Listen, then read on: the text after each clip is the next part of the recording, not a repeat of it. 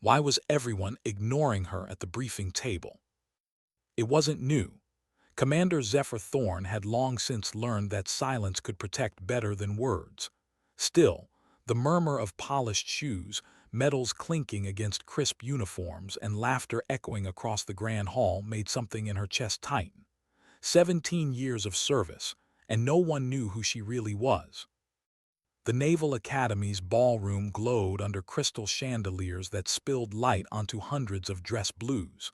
Every officer stood a little taller tonight, because recognition was currency, and this was the annual Excellence in Service ceremony. Careers were made here. Names were remembered here.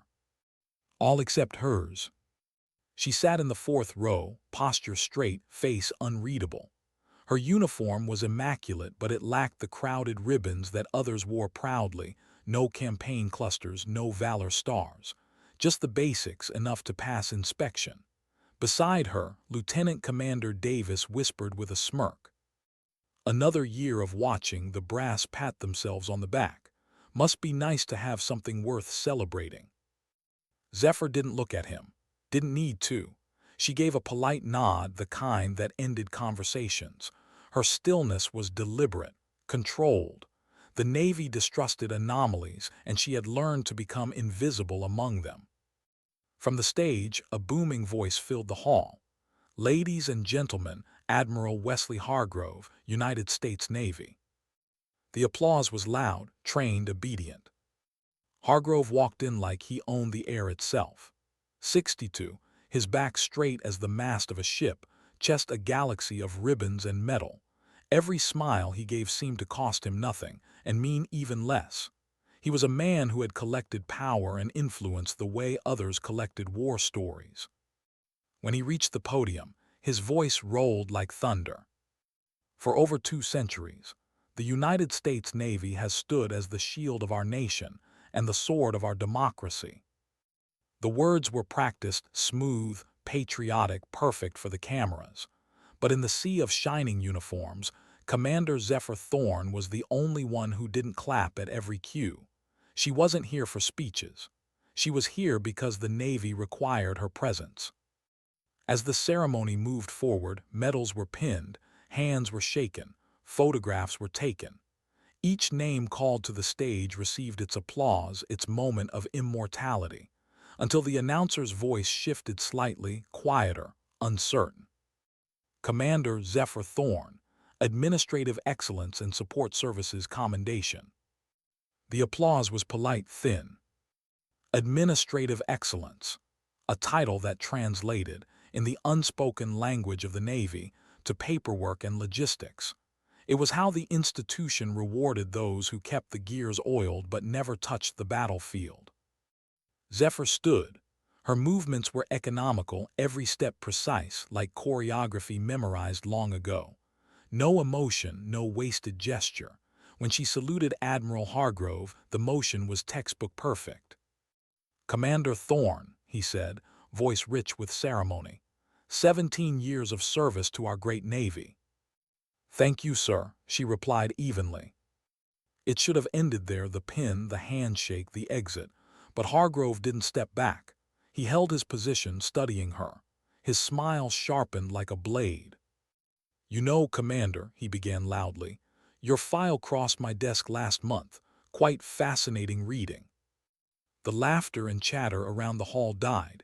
His tone wasn't celebratory anymore. It was theater. Zephyr didn't move, didn't blink. 3 years at the academy with, shall we say, average results. He glanced at the digital tablet his aide handed him, scrolling exaggeratedly. Followed by 17 years of administrative postings. Supply chain, personnel management, logistics paperwork. He looked up. "I must say, Commander, your record contains more redactions than text. One wonders what sort of administrative duties require this level of secrecy." A ripple of laughter passed through the hall, the kind that feeds on discomfort. Zephyr kept her eyes forward. Her face was a mask of calm. But inside a single thought pulsed: don't react, don't give them anything. Hargrove leaned toward the audience now, building momentum like a seasoned performer. "Tell us, Commander, Is naval excellence achieved through paperwork these days? Have standards fallen so far that typing reports now ranks with combat leadership? The laughter grew louder. A few officers looked away, uncomfortable. Others smirked, grateful not to be the target. Still, she didn't move. The silence around her became its own form of power. But for Hargrove, silence was defiance. He took a step closer, voice rising. I believe in transparency, ladies and gentlemen, especially in our awards process. So let's see exactly what makes Commander Thorne's file so extraordinary. He lifted the tablet, connecting it to the main projection behind him. For a moment, nothing happened. Then the screen flickered. A red alert box appeared. Classified Level Omega, Access DENIED. The air changed. The laughter died instantly. Hargrove frowned, tapping the screen again. The same alert flashed, now mirrored on every display in the ballroom. Even the lights dimmed for half a second. What is the meaning of this? He barked. Override the security protocol. The communications officer at his side hesitated. Sir, it's Pentagon-level encryption. I can't override it. Do it anyway. I can't, Admiral. The young man's voice cracked. It's not coming from our system. The hall was dead silent now, no one breathing too loudly, no one daring to move. Security personnel shifted near the exits, hands twitching toward sidearms. Zephyr stood motionless, eyes locked on a figure at the back of the room, a quiet man in a black uniform with intelligence insignia. Commander Ronan Blackwood. His hand was to his ear. He was already on the phone. Admiral Hargrove's confident expression began to crumble. Commander Thorne, he said, forcing calm into his tone. What exactly is your role in this Navy? Zephyr didn't answer immediately. She felt her phone vibrate once in her pocket, a coded signal she hadn't received in nearly a decade. Horizon compromised. When she finally spoke, her voice was steady. I serve wherever the Navy requires my skills, sir. For a long moment, no one spoke. Then Hargrove turned toward his aides, snapping orders. This ceremony is suspended. All personnel return to quarters until further notice. The crowd broke apart in murmured confusion. Zephyr descended from the stage, her steps as measured as ever. No one noticed that she didn't head toward the main exit. She turned left, toward a maintenance corridor few officers even knew connected to the intelligence wing.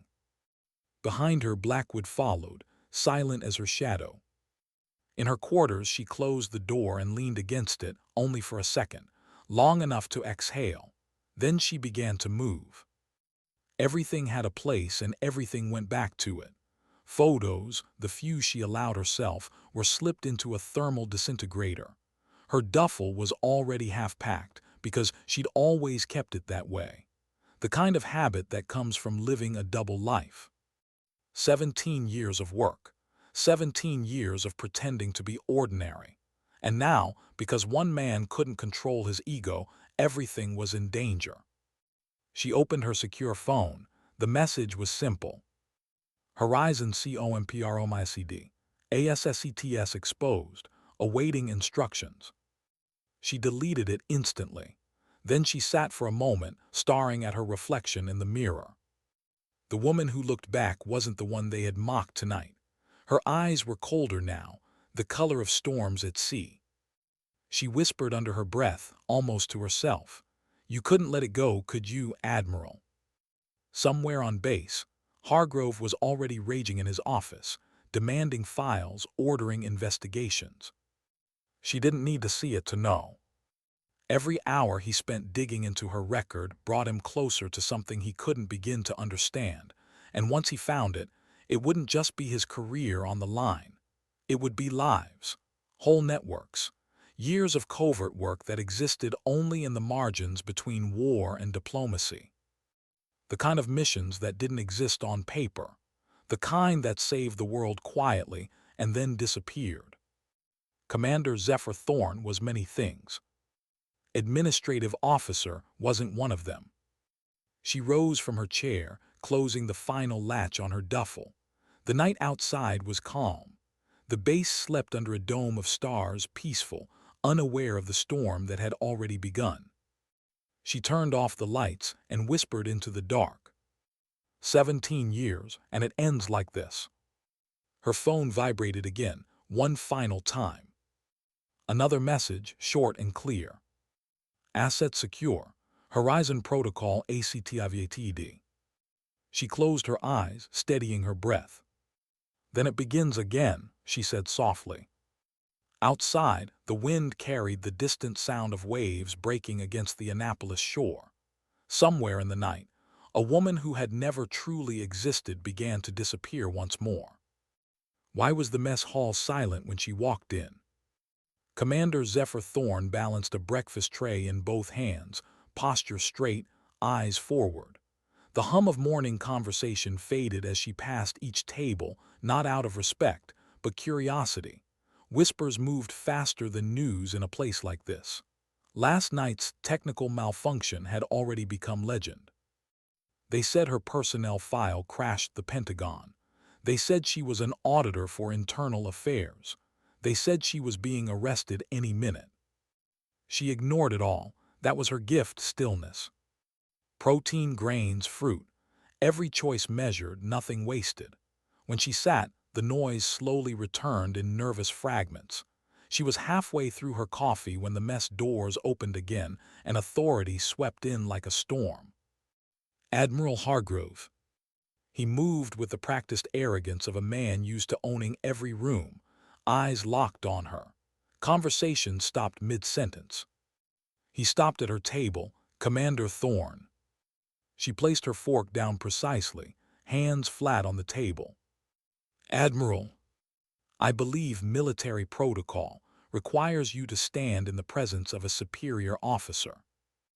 Naval regulations, she replied evenly, state that personnel actively consuming a meal in a designated mess facility are exempted from standing protocols unless addressed for official business. Is this official business, sir? A murmur rippled across the room, disbelief wrapped in admiration. Hargrove's jaw tightened. Whatever game you're playing, it ends now. Your mysterious file won't protect you from scrutiny. I wasn't aware I was playing a game, she said quietly.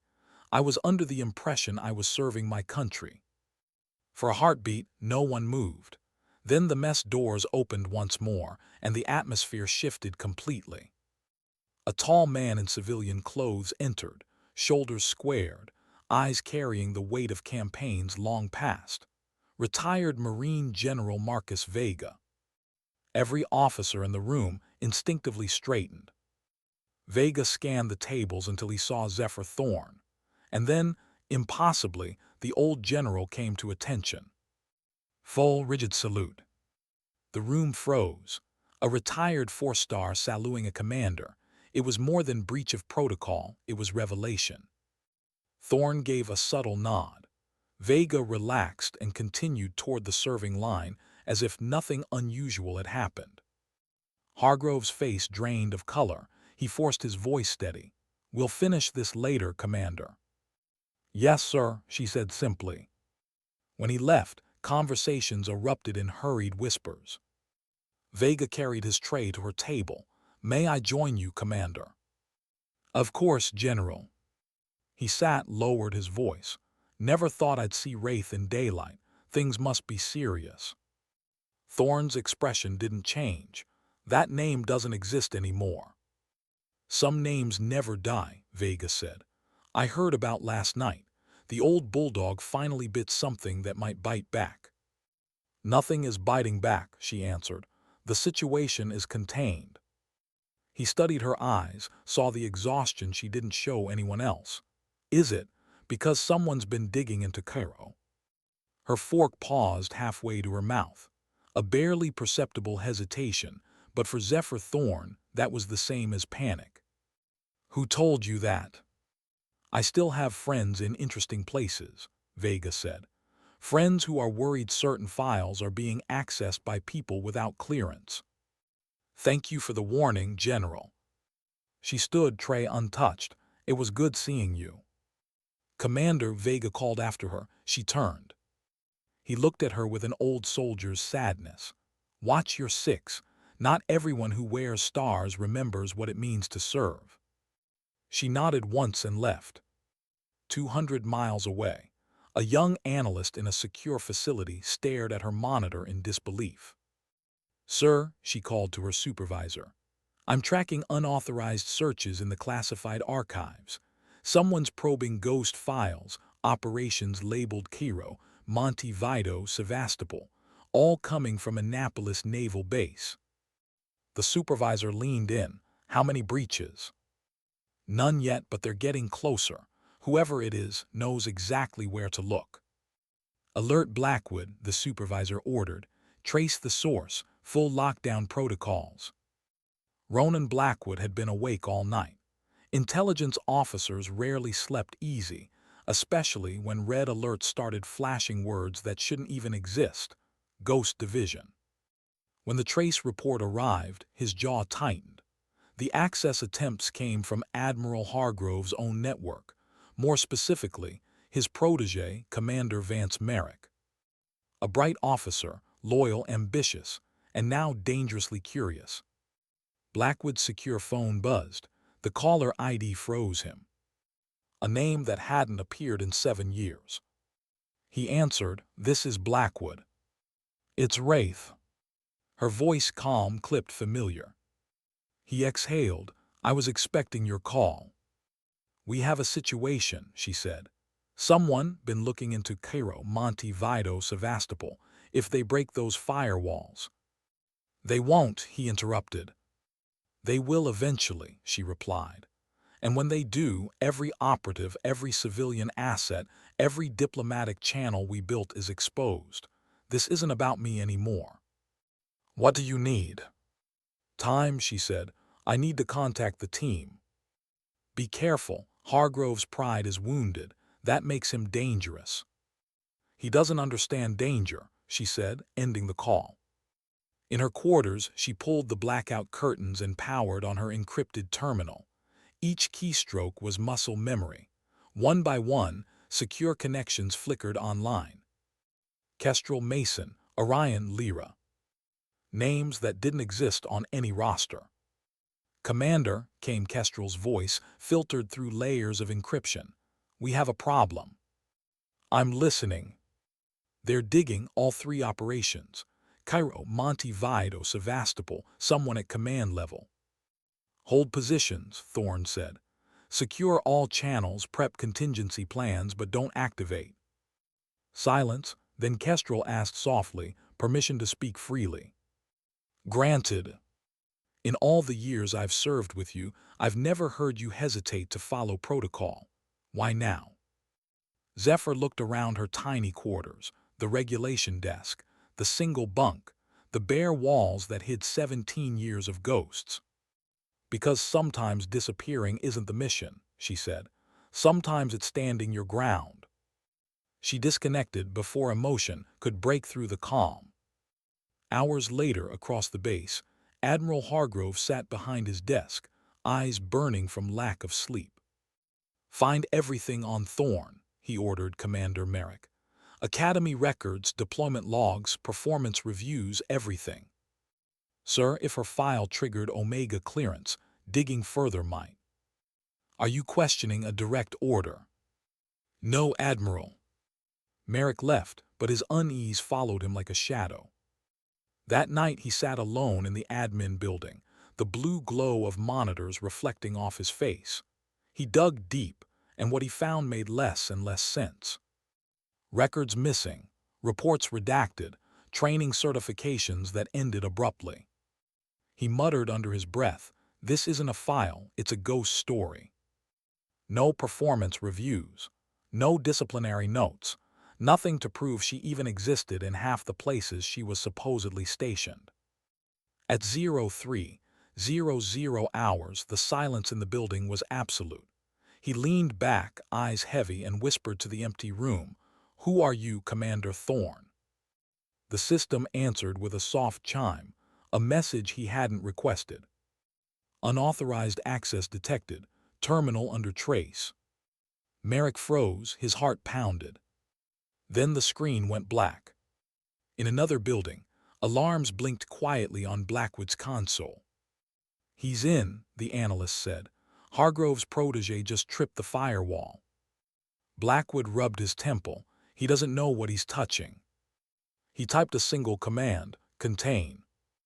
Across the base, Merrick's computer rebooted into a standard login screen as if nothing had happened. But in the intelligence wing, a trace map glowed red, pinpointing the Admiral's network. Blackwood's stomach tightened. This wasn't curiosity anymore. It was escalation. He lifted his secure phone again. "Wraith, it's Blackwood. They're inside command systems now. You need to move." "Already on it," she said. "Extraction." "Not yet too visible. I still have assets to protect." "Then Godspeed," he said. "God has nothing to do with this," she replied and ended the call. She opened her footlocker, palm pressed to the biometric lock. It clicked open to reveal her other life. Custom-fit tactical gear, currency from 6 continents, multiple passports bearing faces that looked like hers but names that weren't, a pistol, matte black, oiled and silent. Each item carried memories she could never speak aloud. Her secure phone vibrated again. CENTCOM advisory, termination protocol under consideration, containment failure imminent. She stared at the words until they blurred. Termination protocol. It didn't mean careers, it meant lives, erasure. The government's final safeguard if a covert unit risked exposure. It didn't get debriefed, it got deleted. She whispered, "Not my team." She dialed the one number that still connected directly to the chain above all others. "This is Wraith. Authorization Sierra Echo Alpha Lima. The protocol has been breached. I need to speak to CENTCOM immediately." Static, then a voice she didn't recognize. "Commander Thorne, you've been compromised. Termination protocol is in effect." "Not yet," she said firmly. "I can contain this." "You have 24 hours, the voice replied. "After that, Ghost Division never existed, and neither do you." The line went dead. For a long moment she sat there, breathing slowly, letting the weight settle. Then she lifted a photograph from the footlocker, her team, faces half hidden by dust and night vision haze. People who had saved the world more times than it would ever know. Her phone chimed once more, a new message from Blackwood. "Hargrove convening internal inquiry 800. Your move." Zephyr's eyes hardened. She placed the photograph back, closed the locker, and whispered, "Then I move first." Outside, dawn was breaking, a cold, gray light over the academy. To everyone else, it was just another day of drills, schedules, and salutes. But for Commander Zephyr Thorne, it was the beginning of a countdown. 24 hours to save her people from erasure. And somewhere across the base, Admiral Hargrove was preparing to open a door that had been locked for 2 decades. A door that would show him the cost of pride and the price of silence. The world believed Commander Thorne was a ghost. By tomorrow, it would learn that ghosts can fight back. What makes a man question the very system he built? Admiral Wesley Hargrove hadn't slept. The first light of dawn spilled through the blinds of his office, cutting across papers, empty coffee cups, and a growing sense of unease. He told himself this was about accountability, transparency. But under that tidy justification pulsed something smaller, pettier, wounded pride. He had been humiliated in front of his peers. The footage from the ceremony had already circulated across the base. The moment the system froze, the flash of red classified level Omega stamped behind him like a scarlet letter. And the woman who'd caused it all had walked away without a word. Now he needed answers, to prove to himself that he was still in control of his own navy. "Commander Merrick," he said, voice sharp even through the exhaustion, "report." Merrick stood stiffly at attention, shadows beneath his eyes betraying the sleepless night. "Sir, I've compiled everything we could retrieve from standard channels." "Then why do you sound like a man reporting failure?" "Because, Admiral," Merrick replied carefully, "there's nothing to retrieve. Every database entry on Commander Thorne is hollow, training logs missing, assignments mismatched. Even her medical records show multiple gaps." Hargrove frowned. "So she's been forging documents?" "No, sir. It's cleaner than forgery, it's surgical. Someone been curating her record for years, removing only what needed to vanish." "Curating," Hargrove repeated, letting the word roll across his tongue like a warning. "By whose authority?" "That's the problem. Whatever protocol protects her file doesn't match any known security level. It's not even part of the Navy's classification tree." "So it's off book?" "Yes, sir, way off." Hargrove leaned back in his chair, staring at the digital screen showing Thorne's photograph, expression neutral, eyes gray and unreadable.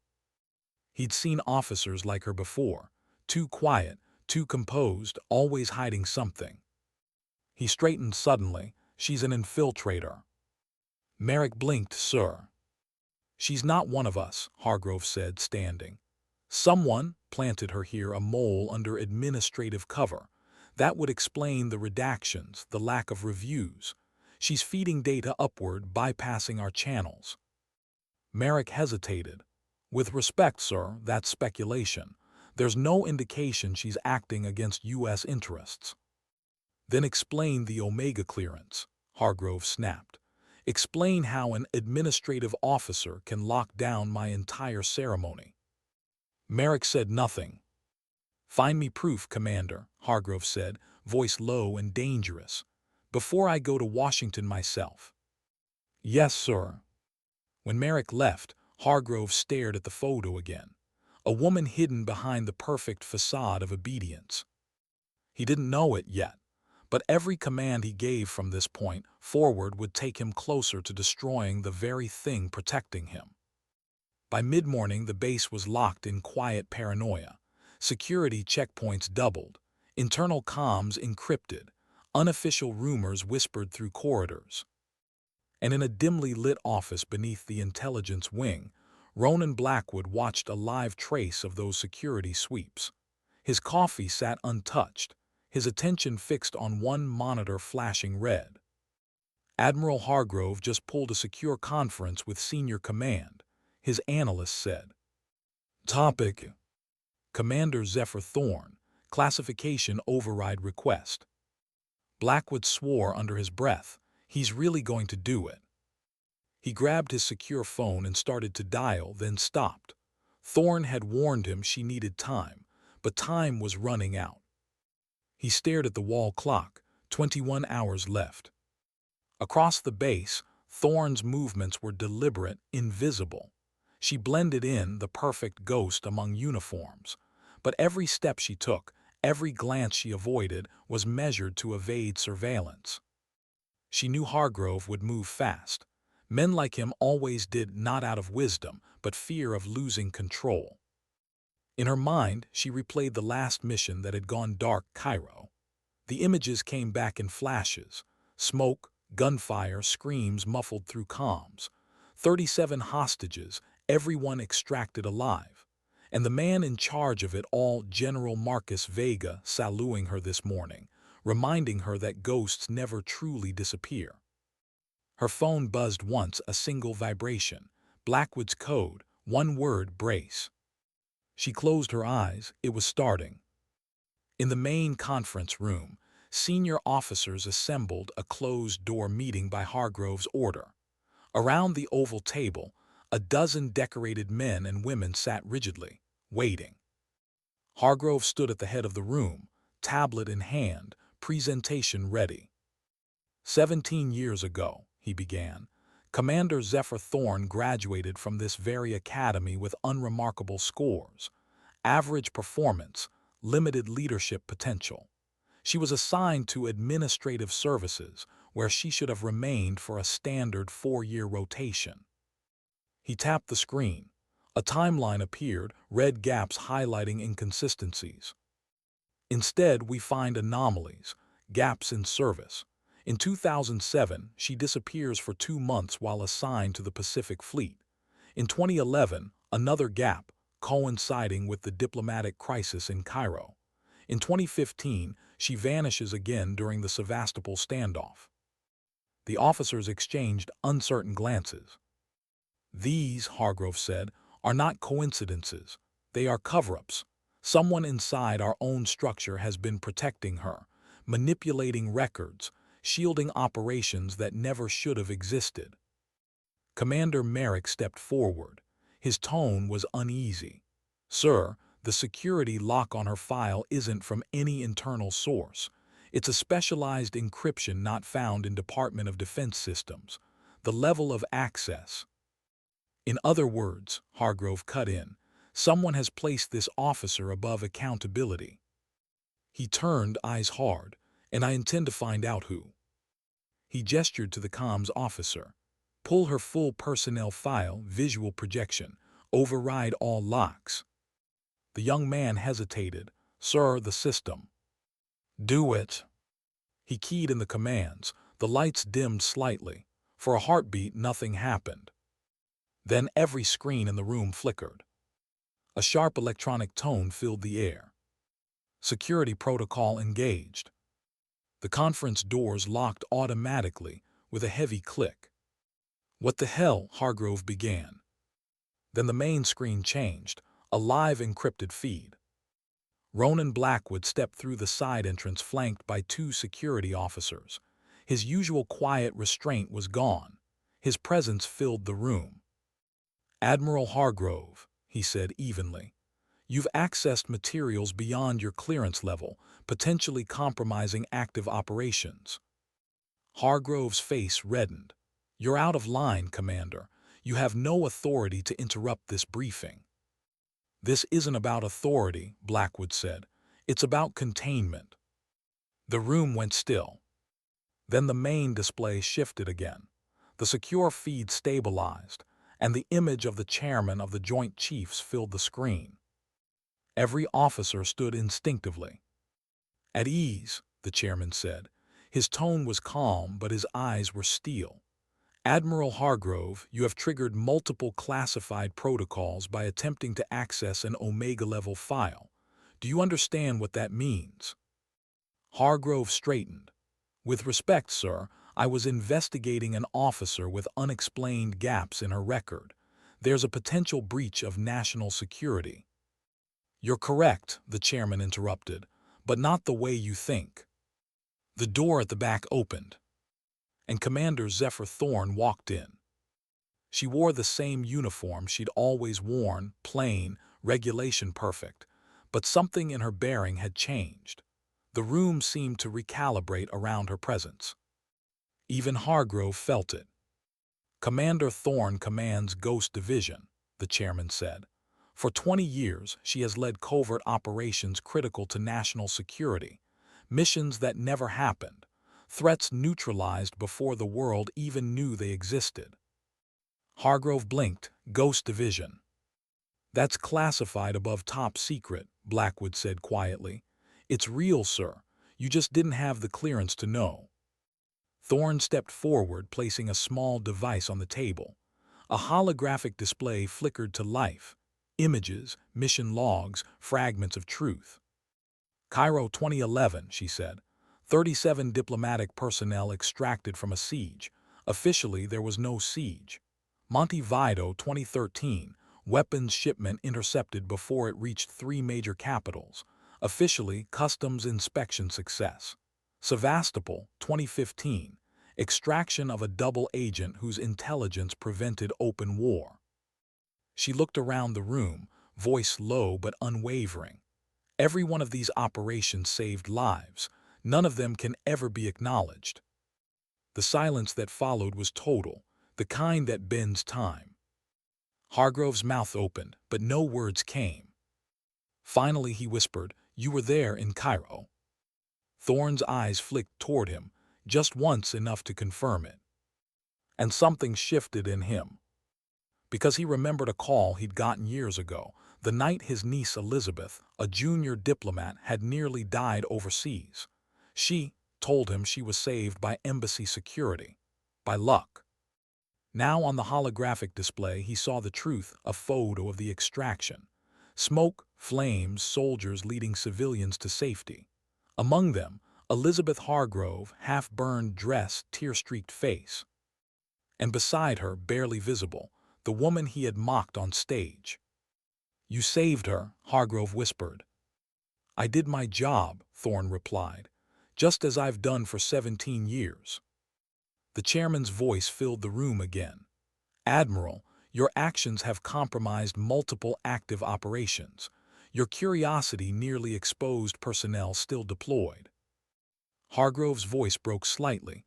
"I had no idea." "That," Thorne said quietly, "is why some files stay classified." She deactivated the hologram. The light faded, leaving only silence and the sound of Hargrove's slow, unsteady breath. He sat down, the full weight of what he'd done settling like lead in his chest. In all his years of service, he had believed power came from being seen, from medals, promotions, the visible architecture of command. But the woman standing before him, the one the Navy had mocked as unremarkable, had spent her life proving the opposite. She was invisible by choice. And in her invisibility, she had held the line for all of them. The chairman's final words were cold but measured. "Admiral, a full inquiry will follow. For now, you are relieved of access to all classified systems. Commander Thorne will brief me directly on containment measures." The feed cut. No one moved. Thorne looked at Hargrove one last time. "Some service isn't meant to be recognized, Admiral. It's meant to be remembered quietly."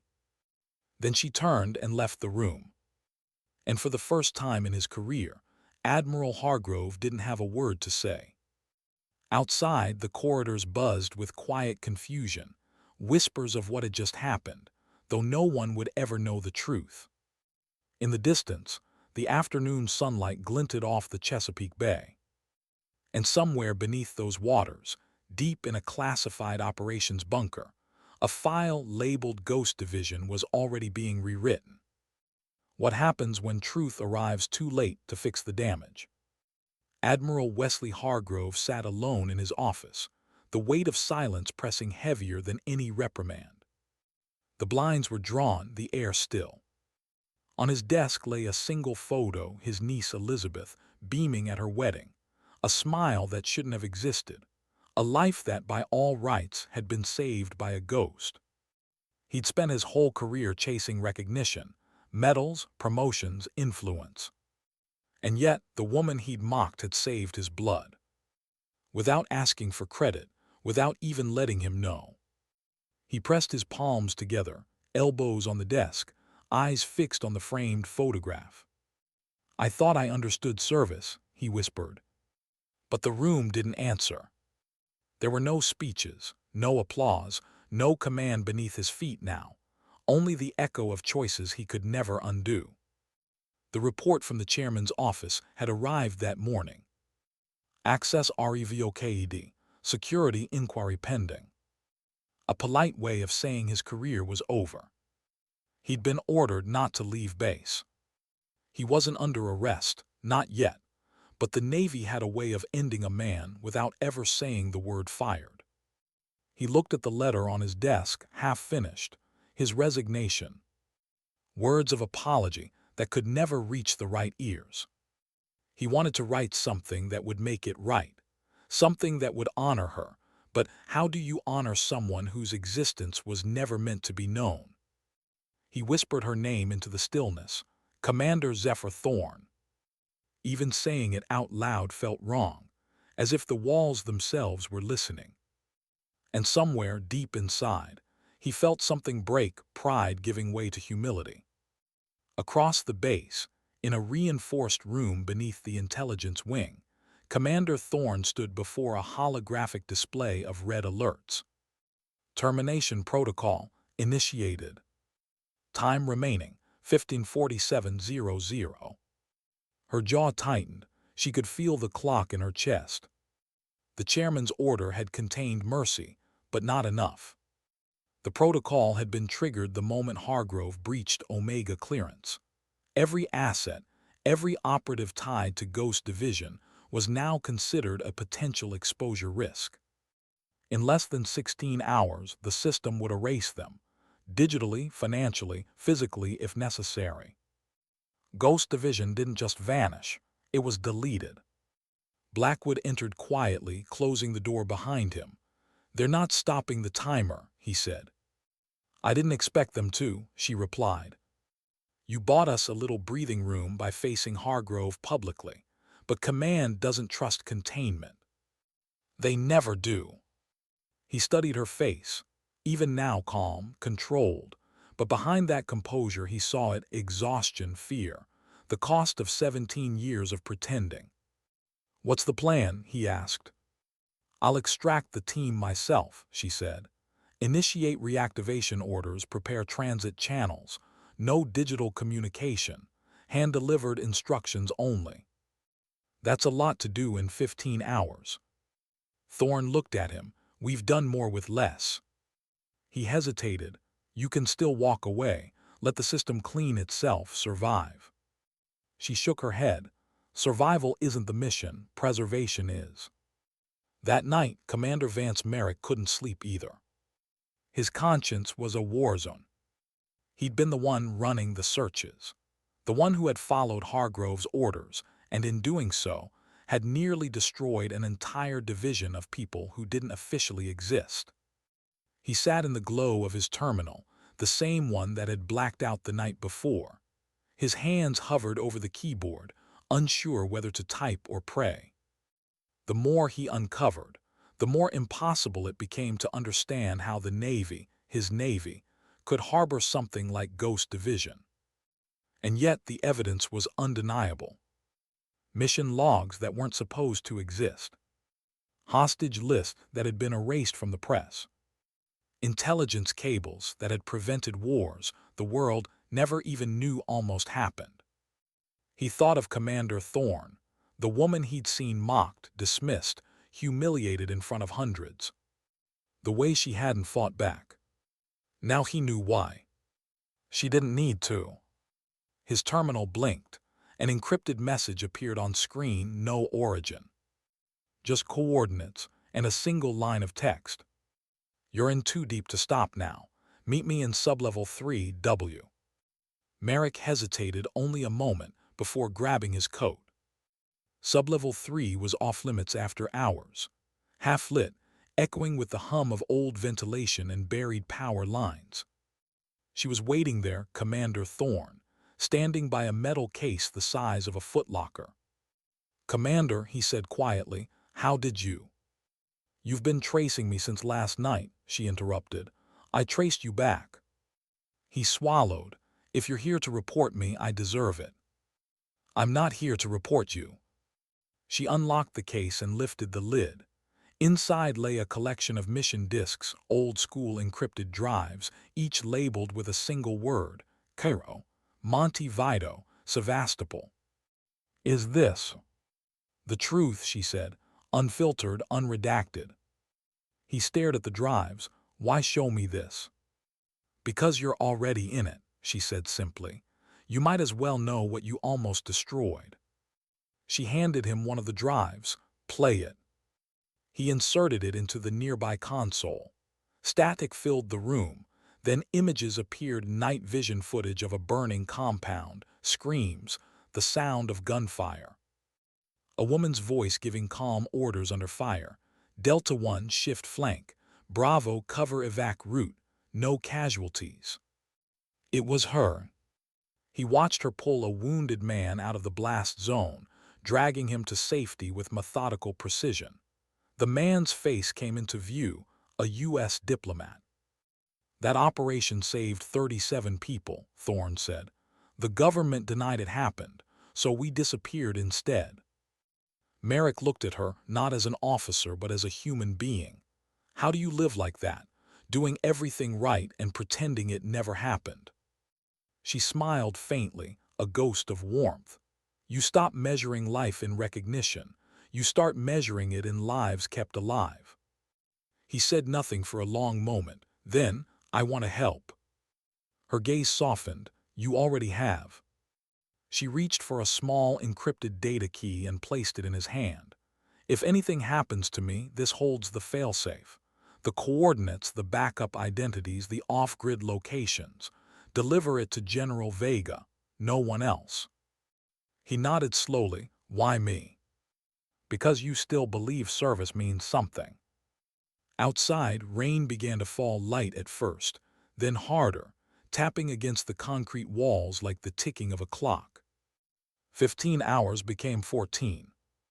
Thorne walked across the base toward her quarters, her boots echoing through empty hallways. The storm outside was a mirror to the one building within.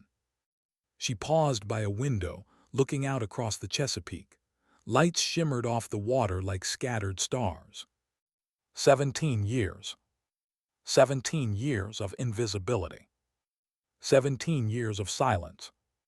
And now it might all end in the same silence, erased not by enemies, but by her own command. She thought of her team, Kestrel, Orion, Mason, Lyra, the voices that had guided her through impossible nights, who had trusted her without question, who had believed in the mission even when the world didn't. The thought struck deep. I can't let them vanish. Her reflection in the glass was calm, but her eyes told the truth. Fear, guilt, determination. She whispered to the rain, not this way. Meanwhile, Admiral Hargrove had reached his breaking point. He stood before his mirror, dress blues on for the last time. The man staring back at him looked like a stranger, polished, proud, but hollow. He picked up his pen and finished the letter on his desk. To the Joint Chiefs of Staff. I hereby tender my resignation, effective immediately. My recent actions were driven by ego and ignorance. I endangered personnel whose service surpasses anything I've accomplished in my career.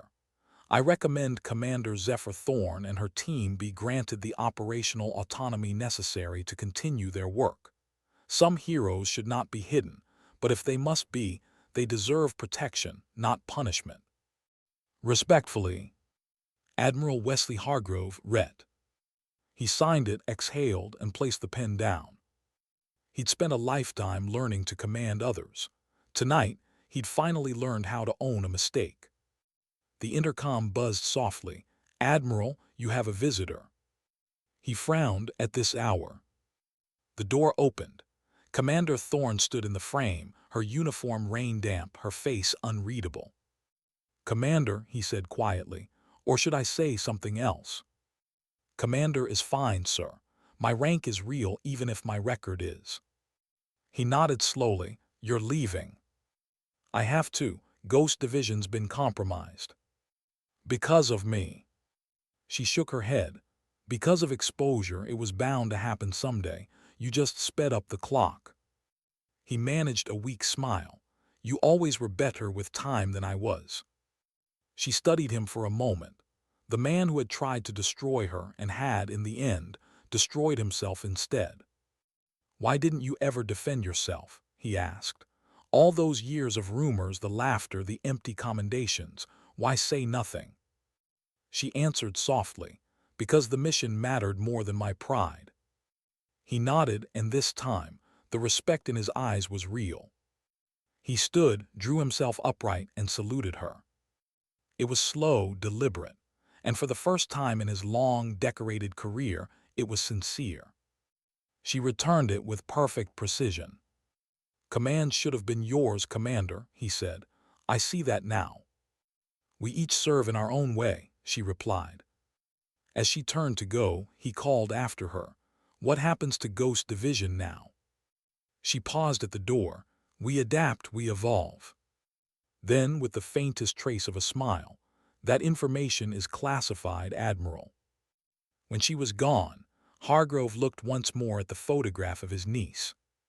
The same woman who owed her life to a ghost. He whispered into the empty room, Godspeed, Commander. Outside, the storm broke fully, washing over Annapolis like absolution. And somewhere under that rain, Commander Zephyr Thorne walked toward a new war, one not fought with bullets or borders, but with silence, loyalty, and time running out. What does it feel like to die while you're still alive? Commander Zephyr Thorne descended into the underbelly of the Pentagon, a place few even knew existed. The elevator didn't have buttons, only a biometric panel that read her palm, her pulse, her breath.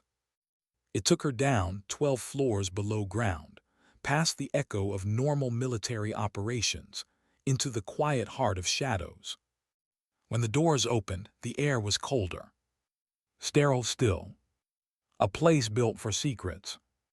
Ghost Division headquarters. For years, it had existed without acknowledgement. A network of operatives whose names didn't appear in any system, whose missions were written in invisible ink. Now, for the first time in a decade, they were gathering in person. Thorne stepped into the operations chamber, a wide, steel-gray room pulsing with low light and holographic displays. One by one, faces turned toward her. Lieutenant Kestrel, the code breaker. Orion, field medic and infiltration specialist. Lyra, comms expert. Mason, logistics, extraction, demolition. And in every face she saw the same unspoken question: is this the end? She didn't make them wait. Our cover is compromised, she said, her voice steady. The Horizon Protocol has been activated. New identities are being generated. We go dark for 60 days. During that time you are ghosts. No contact, no trails, no exceptions. No one reacted, just the quiet acknowledgement of professionals who had lived a lifetime of uncertainty. Mason leaned back slightly, arms crossed. 60 days off the map, that's a lifetime for us. It's necessary, Thorne replied. Kestrel's voice was quiet but firm. They're running the termination protocol, aren't they? Thorne didn't answer immediately. Her silence was answer enough. They don't trust we can stay buried, Kestrel continued. They never did. That's why we exist, Thorne said softly, because they can't admit they need us. A low hum filled the room, servers processing, ventilation whispering, the kind of silence that carried weight. Orion spoke next, tone calm but tinged with emotion. What about the civilians, the assets who helped us? If Command wipes the files, they'll wipe them too. Thorne nodded. That's why we're not leaving yet. Before we disappear, we extract whoever can't protect themselves, quietly, off the books. Against orders, Lyra said. Orders change, Thorne replied. Morality doesn't. She paused, looking around the room. You've all followed me into places that didn't exist. This one's no different, but understand, once we start this, there's no going back. Kestrel met her eyes. We were never here anyway. A faint smile touched Thorne's lips. Hours later, the bunker's operations table flickered to life, the holographic display showing a map divided into sectors. Each marker represented a person, an operative, a contact, a civilian who'd helped Ghost Division stay invisible. Priority extractions, Thorne said, pointing. Sector Delta, Eastern Europe. 2 former interpreters flagged for deletion. Sector Kilo, South America. Logistics partner, cover identity compromised. Sector Sigma, DC perimeter. Civilian analyst who once stored contingency data off-network. Mason whistled softly. That's a dozen extractions on 3 continents. Thorne nodded. And we've got 14 hours left before the termination clock zeroes out. Silence, then Lyra muttered, so another Tuesday. A faint ripple of laughter broke through the tension, brief, human. It reminded Thorne of what she loved most about them, their ability to find humor in the impossible. By 1900 hours, preparations were complete. Mason checked his gear, loading compact drones and adaptive visors. Kestrel uploaded scrambling codes into backup drives, each one a lifeline if Command tried to trace them. Lyra fine-tuned the comm frequencies, eyes tired but sharp. Orion sat quietly, cleaning his sidearm, the same way he always did before a mission: ritual, not readiness. Thorne stood apart for a moment, watching them. These were her people. Not soldiers of glory, but soldiers of silence. They'd never be awarded medals. Their names would never appear in headlines. But they were the line between peace and chaos, invisible, indispensable. Blackwood appeared in the doorway, unannounced. "You sure about this?" he asked. "I've never been sure about anything else," Thorne said. He looked past her at the team, at the faces of men and women who had given everything to a country that couldn't even admit they existed. "They'll call this treason," he said quietly. "Let them," she replied. "We'll be too far away to hear it." He stepped closer. "You don't have to carry this alone, Zephyr." Her eyes met his. "Yes, I do." There was nothing romantic in the exchange, just the bond of two people who had spent their lives navigating the same shadows. He nodded once, understanding, then turned to go. When he reached the door, she said softly, "Ronan." He looked back. "Thank you for not asking questions." He smiled faintly. "Ghosts don't need answers." The extraction began at midnight. Each team deployed separately, using covert routes embedded into systems long forgotten by conventional command. Silent flights over oceans, encrypted transponders, ground teams slipping through cities where their own government satellites couldn't see them.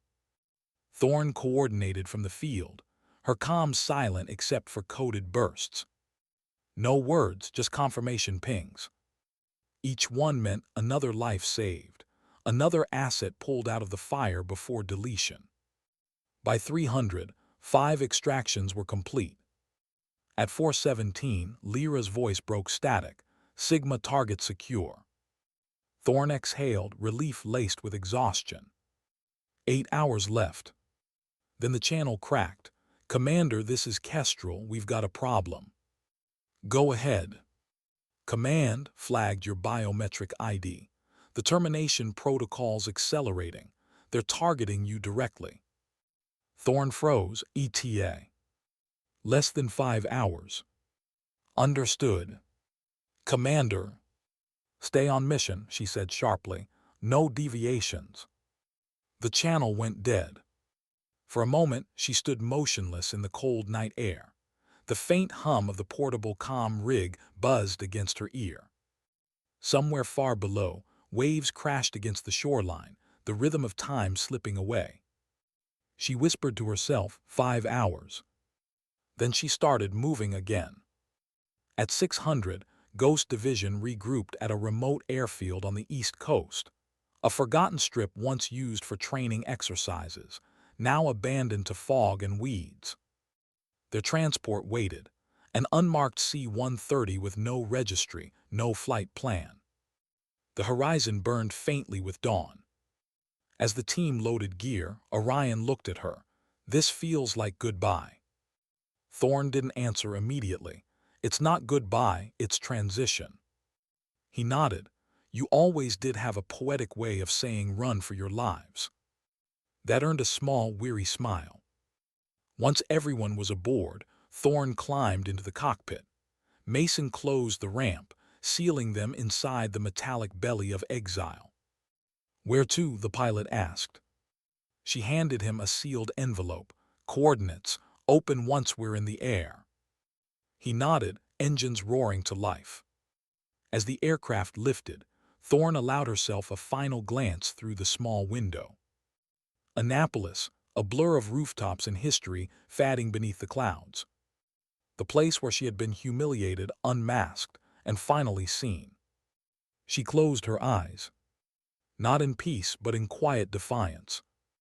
Hours later, the team landed at a hidden facility deep within the Rockies, one of Ghost Division's old fallback sites, built for emergencies exactly like this.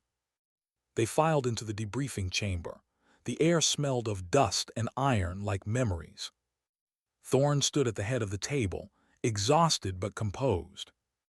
"All targets are safe, all assets accounted for." A murmur of relief moved through the room. "Now comes the hard part," she said. "We erase ourselves." Kestrel's eyes darkened, permanently. "Yes." Mason frowned. "And if we do?" "Then we'll force command to erase us," Thorne said. "And they won't hesitate." Silence settled like ash. One by one, they began the process. Data drives destroyed, digital footprints wiped, biometric signatures overwritten. Each motion was mechanical, a ritual of disappearance. Lyra paused midway, hands trembling over her console. "Feels like burying ourselves alive." Thorne walked over, placing a hand on her shoulder. "No, this is survival. We disappear so others can live." Lyra nodded, blinking back tears. Thorne turned back to the group. "When this is over, there'll be no record we ever existed, but that's not the measure of our worth. We don't serve for recognition. We serve because we must." Her voice faltered slightly, only once, "because someone has to." The room was silent again, but it wasn't empty. It was filled with something stronger than words: faith, duty, the quiet dignity of the unseen. Later that night, Thorne sat alone outside the bunker entrance, the cold mountain wind cutting through her uniform. The stars above were endless. For the first time in years, she looked up at them and allowed herself to breathe. Behind her, the door opened. Kestrel stepped out, wrapping a jacket around her shoulders. "Commander," she said softly, "you should rest." Thorne shook her head. "Not yet." Kestrel hesitated, then asked, "Do you ever wish you chosen a normal life?" Thorne smiled faintly. "Every day, but wishing doesn't make it right." Kestrel nodded, staring up at the stars with her. "You know what I think." "What?" "That the world sleeps better because you never did." For the first time, Zephyr Thorne couldn't find words. She just placed a hand on Kestrel's shoulder. Silent acknowledgement, the kind only shared by those who had seen too much and spoken too little. The wind rose, carrying with it the faint hum of distant engines, the sound of the past finally fading. Tomorrow they would be gone, forgotten by the world, but remembered by each other. And as the stars watched silently overhead, Commander Zephyr Thorne whispered into the night, not as an order, not as a prayer, but as truth. Sometimes dignity doesn't speak, it simply acts. What happens to soldiers when the war forgets them? Weeks passed. Then months. The world went on, ships sailed, politicians spoke, medals gleamed, and somewhere deep beneath that noise, Ghost Division simply ceased to exist. Officially, anyway.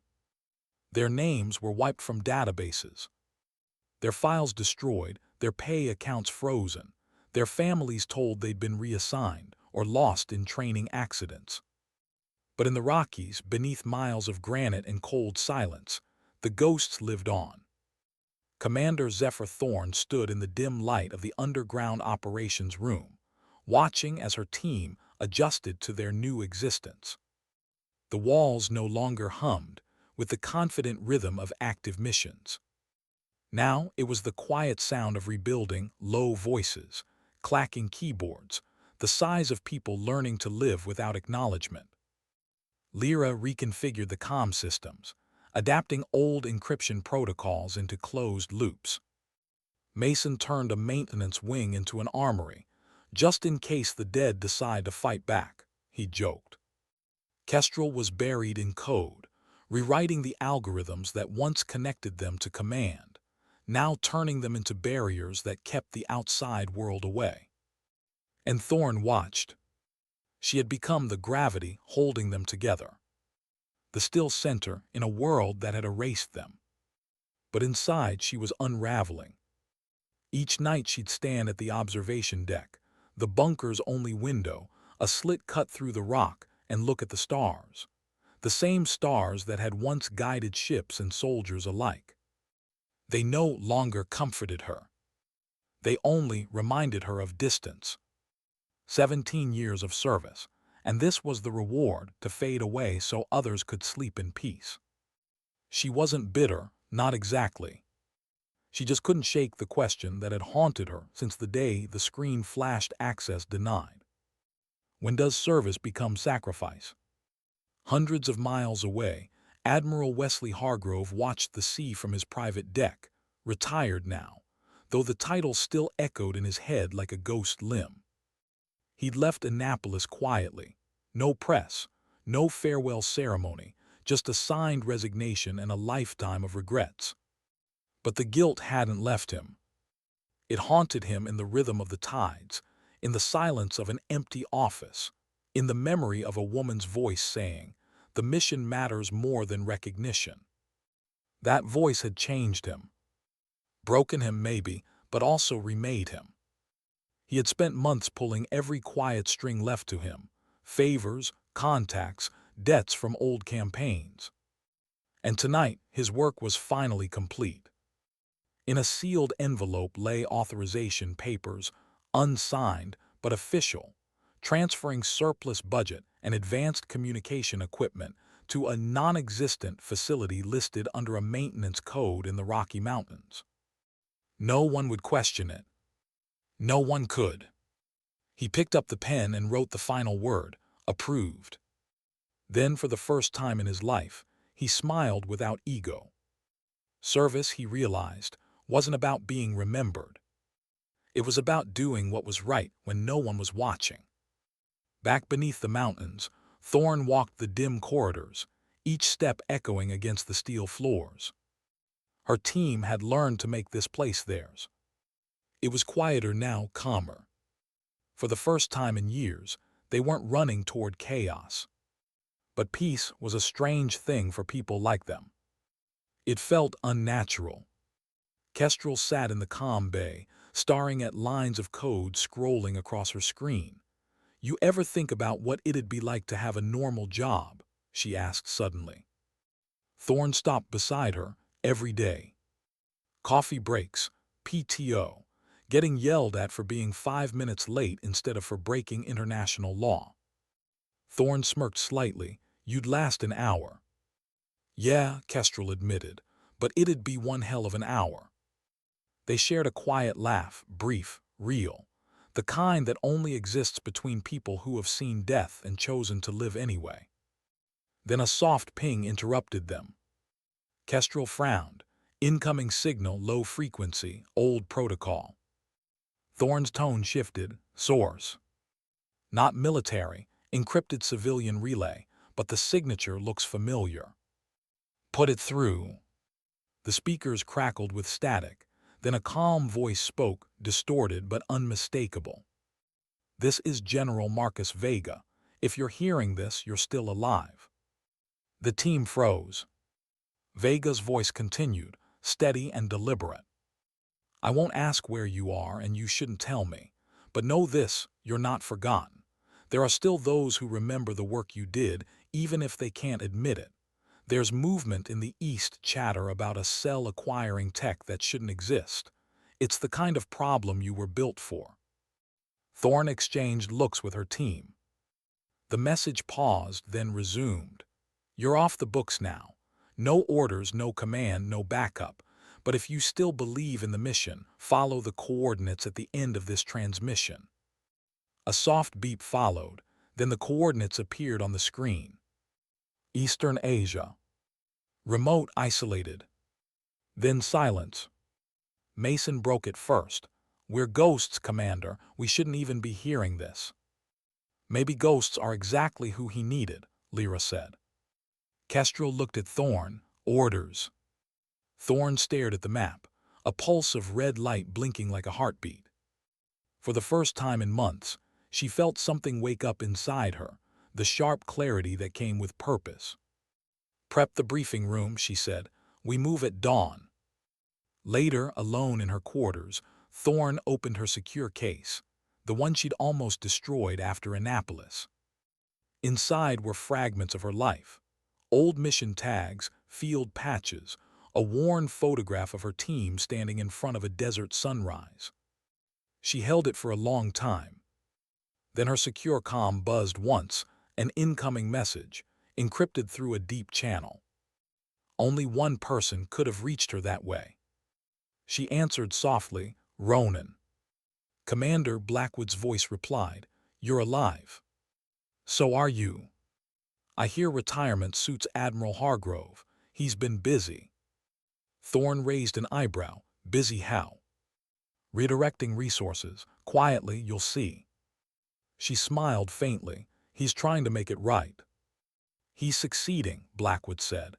"But I need to warn you, the chatter Vega mentioned is real. Something moving beneath radar. A weapons network with signatures that trace back to Sevastopol."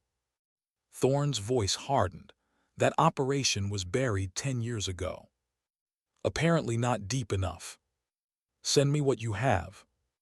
"I already did," Blackwood said. "Check your system, and Thorne, don't wait for permission this time." "I never do," she replied, ending the call. The next morning, the operations room came alive for the first time in months. Screens glowed, maps flickered. The ghosts were waking up. "Intel suggests a rogue faction recovered experimental tech from Sevastopol," Kestrel said, typing rapidly. "Could be trying to weaponize it." "Delivery systems?" Mason asked. "Unknown, but whatever it is, they're moving fast." Thorne studied the map, one blinking dot among continents. "Same rule as always," she said. "No footprints, no flag, no acknowledgement." Lyra smirked. "So, just another impossible job." Thorne met her gaze. "The kind we were made for." She turned to the team. "Wheels up in 2 hours. Full blackout, no electronic trails. We end this before it begins." The air change sharpened. The laughter faded, replaced by that familiar focus. Ghost Division was back. As the transport plane cut through the dawn sky, the mountains falling away beneath them, Thorne looked out the small window, clouds tinted gold by sunrise. The last time she'd watched a sunrise, she'd thought it might be her last. Now it felt different, not redemption, not glory. Just purpose. Across from her, Kestrel caught her gaze. "Feels strange, doesn't it, being alive again?" Thorne nodded slowly. "We were never dead, just waiting to matter again."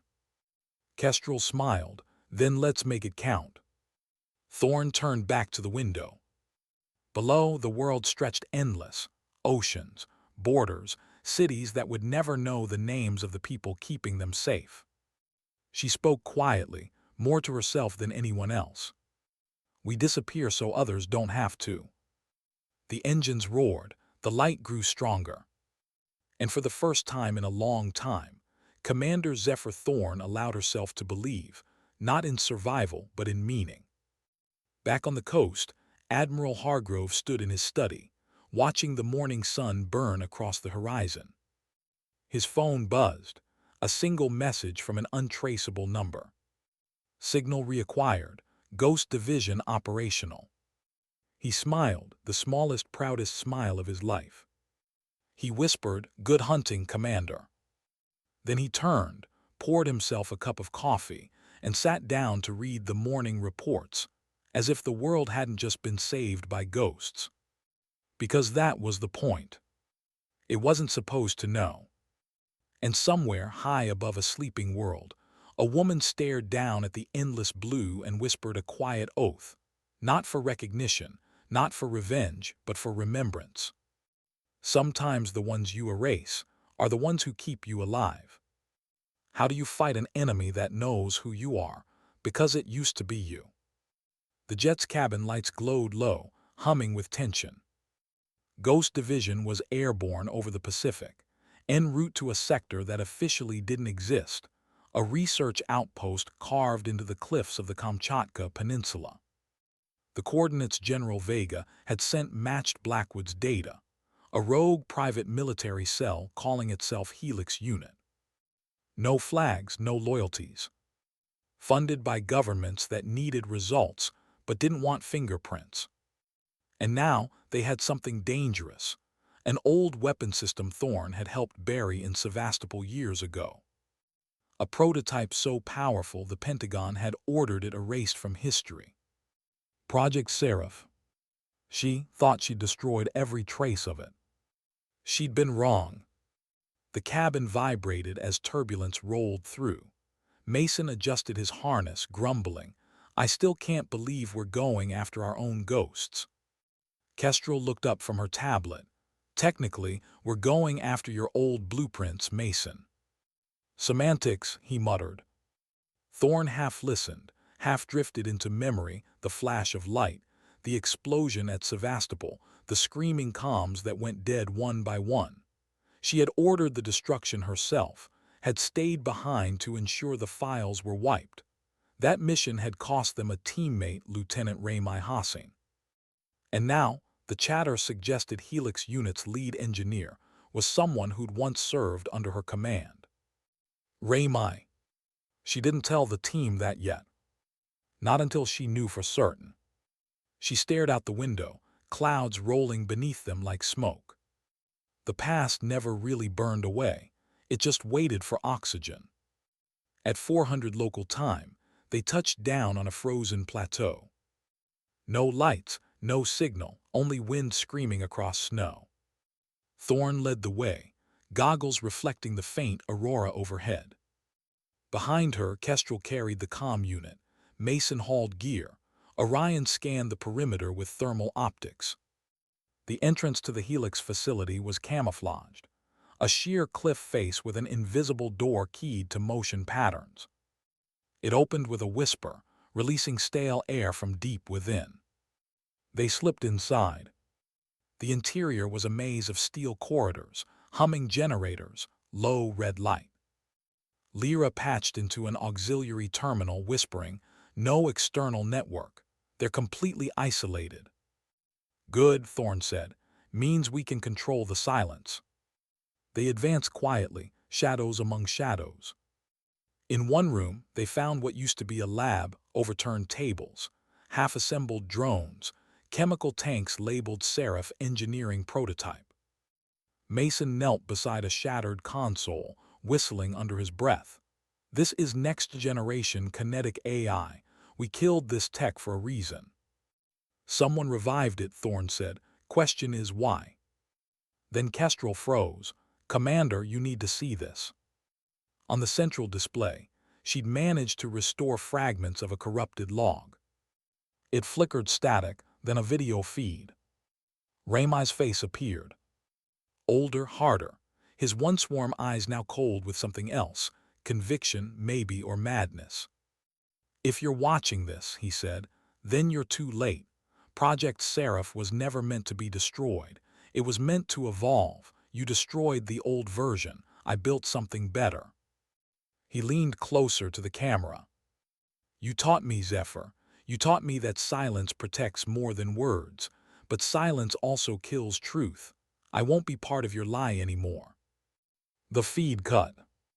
The room went still. Mason exhaled slowly. "Well, that answers the why." Thorne didn't move, didn't speak. Inside, her chest felt hollow. Raymai had been more than a soldier. He'd been her shadow, her protege, the one she'd trusted to take over Ghost Division one day. And now, he'd turned her teachings into something else entirely. Kestrel whispered, "Commander, what do we do?" Thorne's voice was quiet, steady, but colder now. "We finish what we started." They moved deeper into the facility. The deeper they went, the more it felt like descending through layers of Raymai's mind, brilliant, methodical, and haunted. Blueprints for autonomous weapons lined the walls. Server cores pulsed with artificial light, humming with digital life. Then, in the center chamber, they found it. Project Seraph, the weapon that wasn't supposed to exist. It wasn't a missile, not in the conventional sense. It was a hybrid system. Satellite-guided drones connected to a neural core capable of learning, adapting, and replicating combat behavior autonomously. A self-sustaining war. And it was almost finished. Orion scanned the system, his face pale. "If this thing goes active, it won't need orders. It'll just hunt." Thorne approached the main console. A biometric pad glowed faintly. She hesitated only a moment before pressing her hand to it. The system beeped, scanning, then unlocked. "Authorization, Commander Zephyr Thorne," it said aloud. The team stared. Mason frowned. "How the hell does it still recognize you?" "Because Ramai built it from my template," Thorne said quietly. "He modeled its security around me." Her hand trembled slightly as she accessed the command core. "He never wanted to shut me out. He wanted me to see." Kestrel's voice broke the silence. "Commander, there's a secondary feed live." Thorne turned to the screen. Ramai appeared again, but this time it wasn't a recording. It was real time. "Zephyr," he said softly, "I knew you'd come." Her throat tightened. "You're playing with fire, Ramai." He smiled, weary, not cruel. "You destroyed my work. You erased me. Now I'm giving the world what we tried to hide. Balance through autonomy. No more politics. No more lies. You're building an army without a conscience."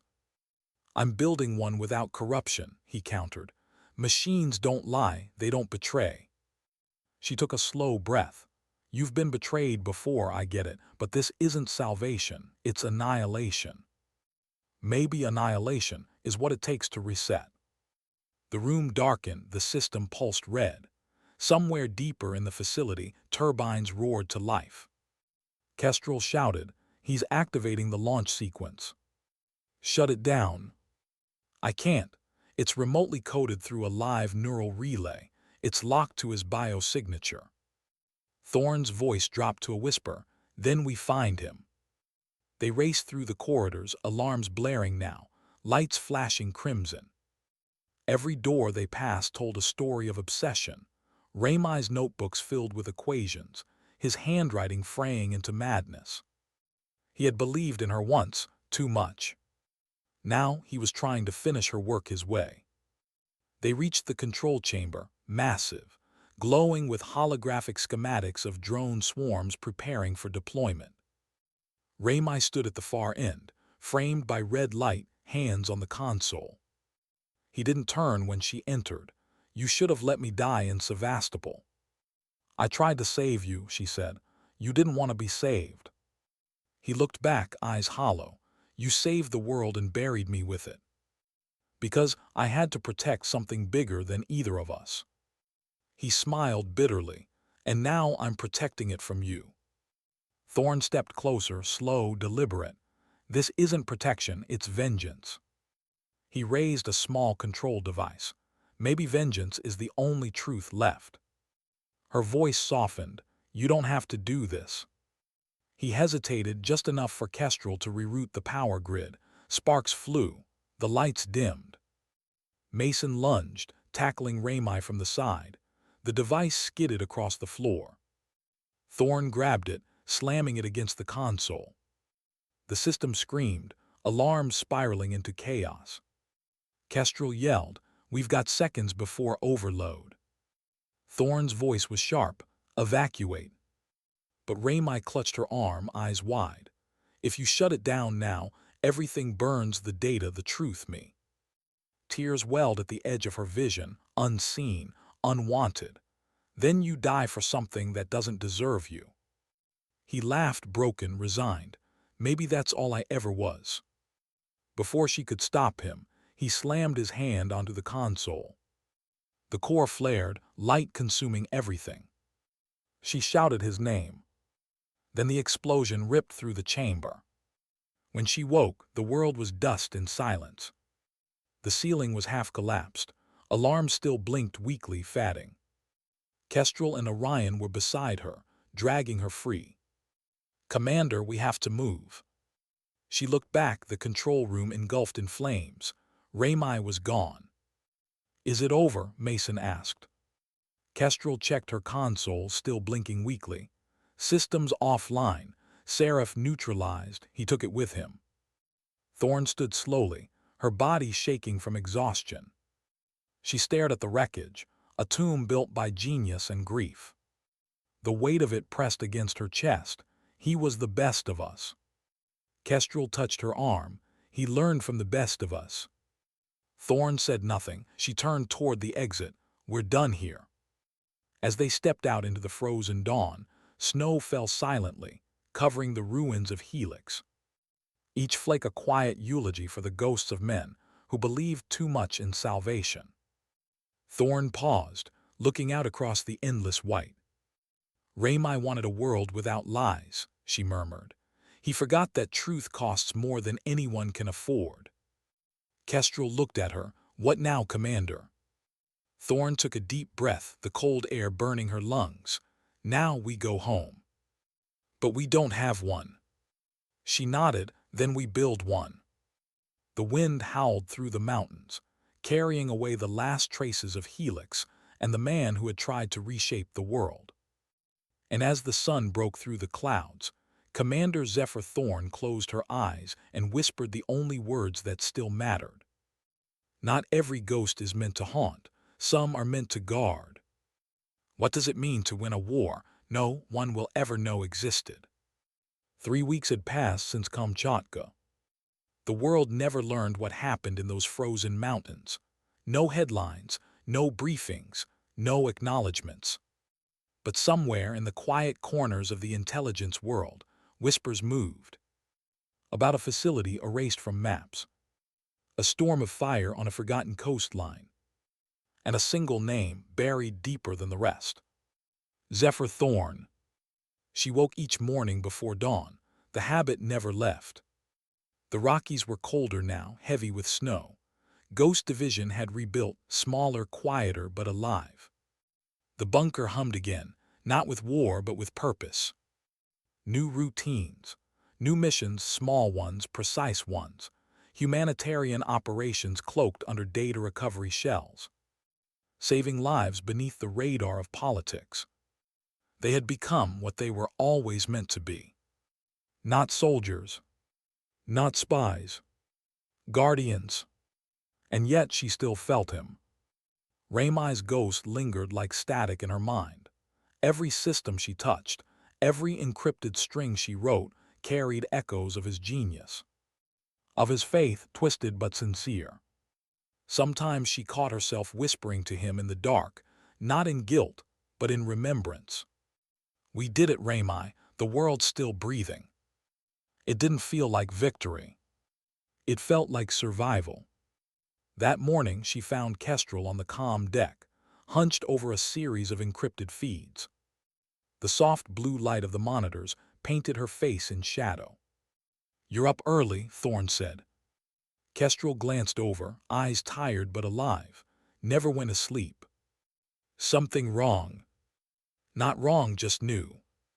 She gestured to the screen, a steady stream of unclassified news feeds scrolling across multiple regions. Earthquakes, border conflicts, refugee crises.